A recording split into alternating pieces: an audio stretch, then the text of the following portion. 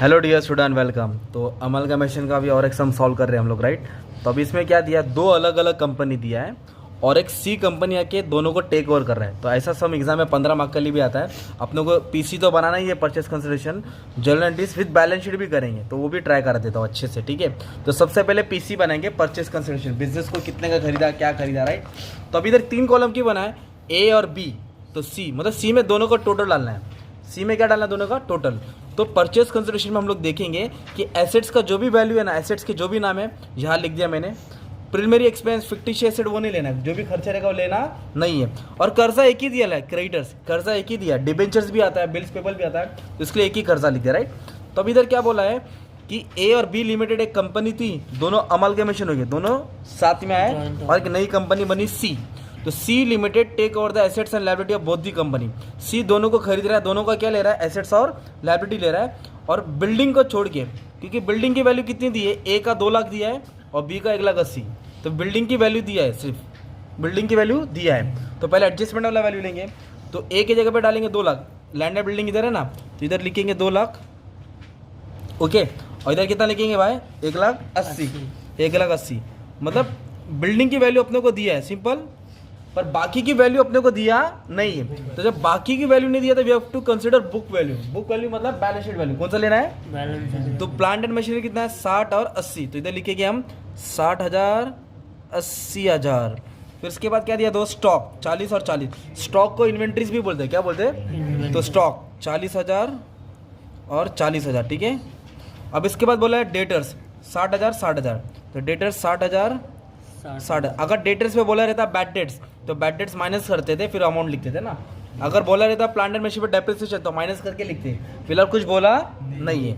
और कैश कितना, 14 और 31, तो इधर लिख दिया कैश 14,000 और 31,000।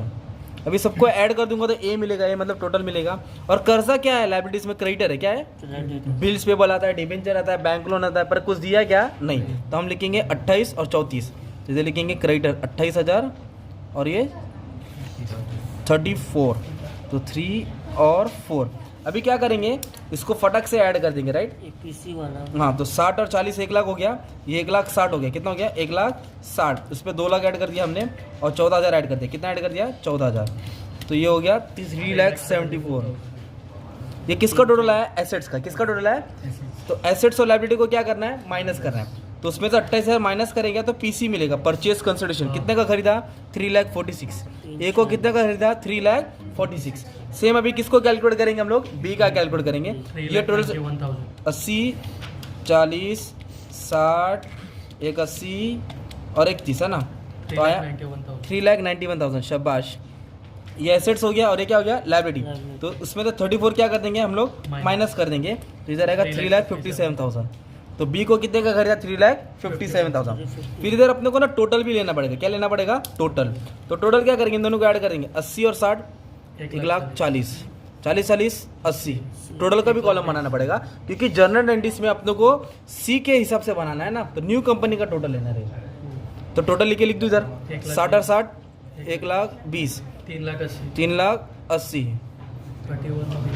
कितना आएगा, 31 है, नहीं 31 और 14 है, 45 और 3 और ये हो जाएगा 374 प्लस 391, ये हो जाएगा कुछ 765। कितना हो जाएगा, 766। 34 और 38, 34 और 28, ये हो जाएगा मान लो 62,000। तो ये आ जाएगा कुछ 346 प्लस 357, वही 703। कितना आ गया ये, 7,30,000, 3,000 है ना। तो एसेट्स और लायबिलिटी को माइनस करके पीसी मिला, और बिल्डिंग की वैल्यू नया था, बाकी का था क्या, तो कहाँ से लेके आया, घर से लेके आया क्या, नहीं, टेबल से ले लिया, राइट। अभी अपने को एंट्री पास करना है, क्या पास करना है, तो किसकी बुक में एंट्री पास करना है, सी लिमिटेड। सी कौन है, न्यू कंपनी जो दोनों को खरीद रहा है। तो सबसे पहले एंट्री आएगी, बोलो परचेज टू पार्टी, क्या आएगा, तो क्या खरीद रहे हम लोग, बिजनेस खरीद रहे हैं, क्या खरीद रहे भाई, बिजनेस खरीद रहे। तो बिजनेस परचेज अकाउंट डेबिट, बोलो बिजनेस परचेज अकाउंट। तो किसको खरीद रहे, ए और बी को, किसको खरीद रहे, तो liquidator of A, liquidator of B, combine entry pass करे, क्या पास करे, तो लिक्विडेटर ऑफ ए को कितने का खरीदा, 3,46,000, इधर लिखेंगे 3,46,000। कितना लिखेंगे, 340। और बी को कितने का खरीदा, 3,57,000। कितने का खरीदा, 3,57,000। अब दोनों को ऐड करके इधर डाल देंगे ना, 7,03,000। तो सी ने क्या किया, बिजनेस खरीदा तो डेबिट हुआ। किसको खरीदा, ए और बी को, बीइंग बिजनेस परचेज, क्या लिखेंगे, बीइंग बिजनेस परचेज, ऐसे डाल देने का था, सिंपल। फिर एसेट्स और लायबिलिटी की एंट्री आएगी, सेकंडरी वैल्यू की एंट्री फिक्स आपको कराया था, एसेट्स ऊपर आएगा, लायबिलिटी, तो हमने क्या किया, ये एसेट्स के पूरे नाम डेबिट में डाला, ये एसेट्स के पूरे नाम किधर डाला, और कर्जा की इसलिए क्रेडिटर लिखा, और इधर क्या लिखेंगे, बिजनेस परचेज, क्या लिखेंगे इधर, बिजनेस परचेज।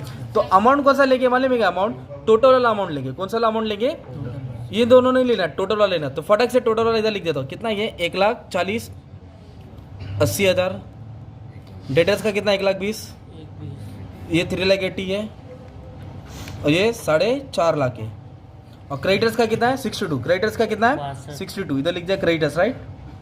एसेट ऊपर लिखा, लायबिलिटी, जैसे एसेट्स को डेबिट किया वैसे लायबिलिटीज को क्रेडिट कर दिया मैंने। और फिर बिजनेस परचेज लिखना नहीं भूलना, क्या नहीं लिखना भूलना, बिजनेस परचेज। तो कितने का खरीदा था, 7,03,000, वो यहाँ आ जाएगा 7,03,000, एसेट ऊपर लायबिलिटी नीचे। ये सेकंड एंट्री री वाली को ही।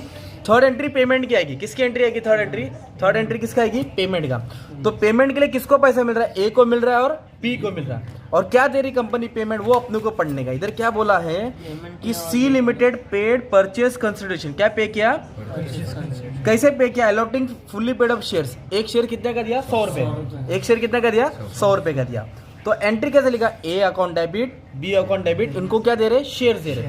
तो इधर अपने को ना इक्विटी शेयर निकालना पड़ेगा, तो इधर लिख दिया इक्विटी शेयर्स 100 ईच, क्या लिख दिया, तो ये कितना अमाउंट है 3,46,000, तो इधर 2 0 छुपा दो, 2 0 तो कितना मिलेगा 3,460। तो कंपनी ने इसको कितना शेयर दिया, 3,460 शेयर दिया, इधर भी 2 0 छुपा देंगे, तो इसको कितना शेयर अलॉट किया, 3,570 शेयर, एक शेयर कितने का था, 100 का था। तभी कैसे हिसाब बनेगा, तो टोटल को ऐड कर देंगे, तो कंपनी ने कितना शेयर दिया, 7030 शेयर, कितना दिया 7030, तो इधर लिखेंगे 7030 इंटू 100, तो 7,03,000 का तो टोटल कितने का खरीदा, 7,03,000 का। तो ए को कितना शेयर अलॉट किया वो लिखेंगे, शाबाश, इंटू 100 क्यों किया, क्योंकि एक शेयर कितने का दिया था उन लोगों ने, 100 का था, तो दोनों का मल्टीप्लाई किया 3,46,000 ही आएगा। तो इधर शेयर्स का अमाउंट कैसे हो बताना पड़ेगा आपको। इधर कितना शेयर अलॉट किया 3570 इंटू 100, अगर 10 का रहता तो 1 0 छुपा दे, तो 3,57,000। तो ये हो गया बिजनेस परचेज की एंट्री, एसेट्स और लायबिलिटी, और ये डिस्चार्ज मतलब पेमेंट की एंट्री होगी, राइट। अभी इधर चेक करेंगे कि लायबिलिटीज में कोई रिजर्व है क्या, स्टैट्यूटरी रिजर्व, कौन सा रिजर्व, कौन सा भाई, स्टैट्यूटरी नहीं, स्टैट्यूटरी रिजर्व कौन सा, और एक एक्सपोर्ट प्रॉफिट रिजर्व, एक्सपोर्ट। अगर ये दो रिजर्व रहेगा तो अमलगमेशन एडजस्टमेंट में ट्रांसफर करेंगे, कहाँ ट्रांसफर करेंगे, तो फिलहाल कोई रिजर्व दिया है क्या, नहीं। मान लो जनरल रिजर्व की जगह पे इधर लिखा है स्टैट्यूटरी रिजर्व 30,000, मान लो क्या लिखा है, स्टैट्यूटरी रिजर्व 30,000, तो आप लोग एंट्री डालते हैं amalgamation adjustment account debit to statutory reserve, क्या लिखते हैं, टू, और ये दोनों अमाउंट को ऐड करते हैं, क्योंकि दोनों का कंबाइन पास करे ना, तो दोनों का अमाउंट आता। अब बोला, अब दिया ही नहीं है तो एंट्री नहीं आएगी, ये एंट्री आएगी, क्या नहीं दिया था उन्हें, स्टैट्यूटरी रिजर्व रहेगा तो ये एंट्री पास करेगा, अमलगमेशन एडजस्टमेंट टू स्टैट्यूटरी। और एक एक्सपोर्ट प्रॉफिट रिजर्व क्या है, किधर ट्रांसफर होता है, अमलगमेशन एडजस्टमेंट में, नहीं दिया तो वटा दो ना इसको। तो इस तरह का तुम्हारा एक सम सॉल्व हो गया, राइट। अब बैलेंस शीट बनाएंगे, क्या करेंगे, ये बैलेंस शीट तुमको याद करना पड़ेगा। मान लो तुमने बैलेंस शीट याद कर लिया है, अब इधर एक वर्ड है, देखो इधर एक वर्ड है स्टॉक, क्या है, स्टॉक का अमाउंट कितना, 40 कितना हो गया 80, तो इन्वेंट्रीज में 80,000 डालेंगे, इन्वेंट्रीज में कितना डालेंगे। अब इधर दिया है डेटर 60 120, तो डेटर किधर रहेगा, ट्रेड रिसीवेबल में किधर रहेगा, टोटल करके डालना है। कैश कितना 14 और 21, दोनों को ऐड करके इसमें डालेंगे, कैश और कैश इक्विवेलेंट।